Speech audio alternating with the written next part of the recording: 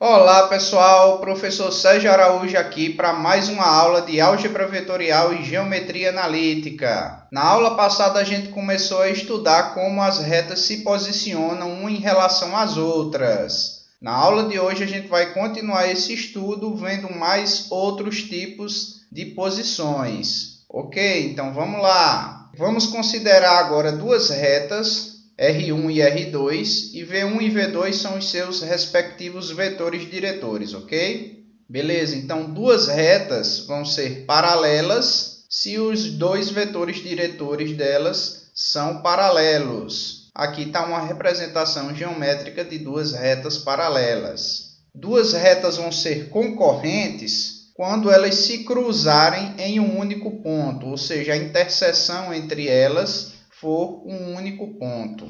Aqui está uma representação geométrica de duas retas concorrentes. Retas reversas são aquelas que nem são paralelas e nem concorrentes, ou seja, elas nem se cruzam e nem são paralelas, não têm a mesma direção. Aqui temos uma representação geométrica de duas retas reversas. E por fim, duas retas são perpendiculares quando elas são simultaneamente ortogonais e concorrentes. Lembrando que o conceito de retas ortogonais a gente viu na aula passada. Então agora vamos fazer um exemplo, onde aqui eu tenho três itens, A, B e C. Em cada item eu tenho um par de retas e eu quero saber se essas retas são paralelas, concorrentes ou reversas, beleza?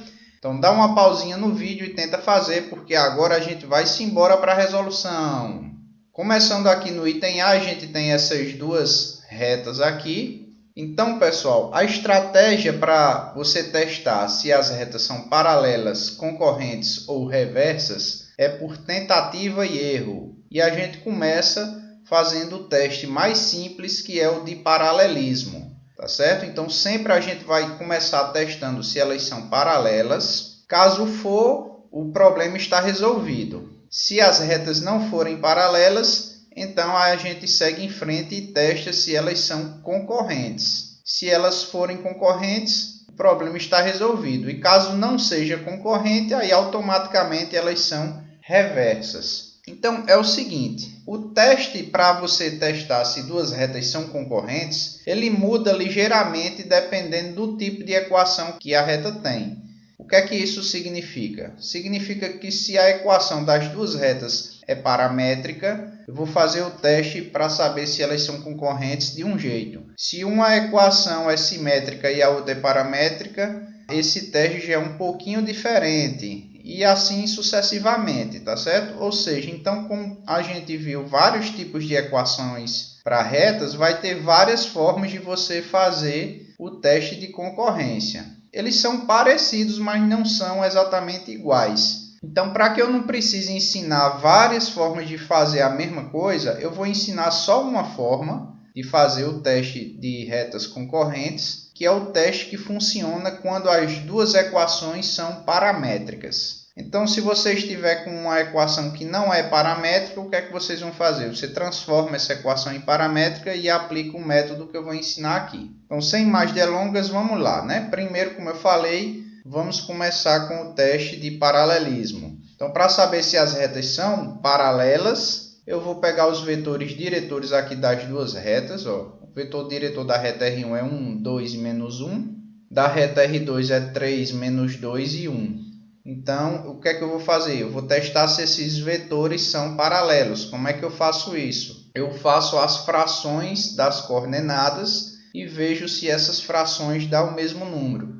Na primeira coordenada aqui eu tenho 1 sobre 3. Na segunda coordenada eu tenho 2 sobre menos 2. Essas duas frações são diferentes e, portanto, os dois vetores não são paralelos. Consequentemente, as duas retas não são paralelas. Ok? Agora eu sigo para o teste de saber se as retas são concorrentes. Como é esse teste? Esse teste é o seguinte. Eu quero saber se as duas retas se cruzam em um único ponto, ou seja, se existe um ponto que pertence simultaneamente às duas retas. Como é que eu faço isso algebricamente? Eu tento igualar as duas equações, a equação da reta R1 e a equação da reta R2. Ambas elas têm que estar no modelo paramétrico, ok? E lembre-se também de que as duas equações têm que estar com parâmetros distintos. Você não pode fazer isso colocando o mesmo parâmetro nas duas equações. Se uma for t, você bota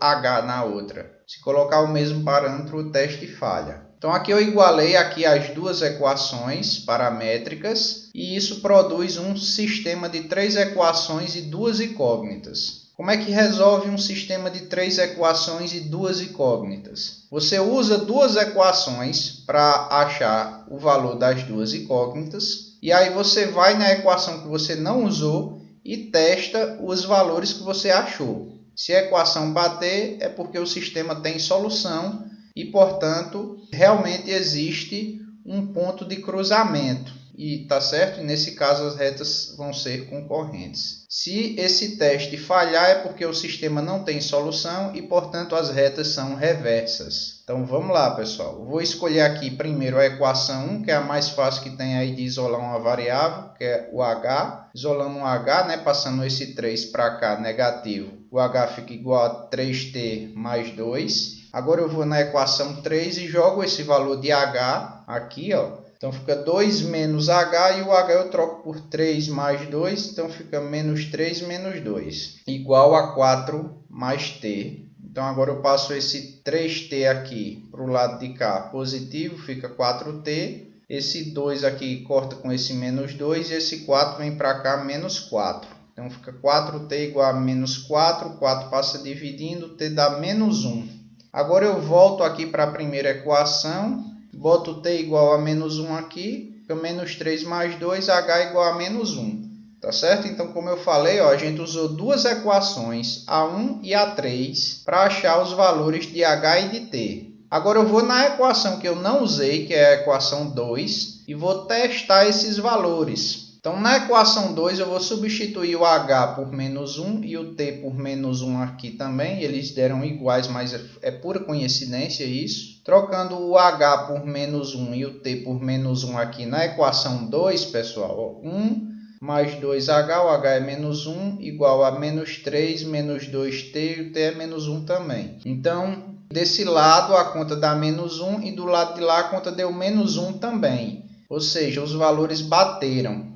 Tá certo? Isso significa que as retas são concorrentes, porque o sistema tem solução. Beleza, bora para o próximo. Então, no item B, temos agora essas duas retas aí. Vamos começar, como sempre, testando o paralelismo. Vou pegar aqui os dois vetores diretores das retas. Aqui eu tenho uma equação reduzida na variável x, então o vetor diretor está 1 na coordenada x. E as coordenadas y e z é os números que estão multiplicando o x, que é 2 e menos 1. Então, o vetor diretor da reta R1 é 1, 2 e menos 1. Na reta R2 é menos 1 e 2. Então, vou testar se esses vetores são paralelos, fazendo as frações aqui. Na primeira coordenada eu tenho 1 sobre menos 1. Na segunda coordenada, 2 sobre menos 1. Essas duas frações são diferentes, portanto, os vetores não são paralelos. Consequentemente, as retas também não são paralelas. Agora eu vou fazer o teste de retas concorrentes. E para isso, minhas equações têm que estar na forma paramétrica. Então, vou transformar aqui a equação da reta R1, que está reduzida, na forma paramétrica. Tá certo? Ela está reduzida na variável x. Como é que eu vou transformar essa equação em paramétrica?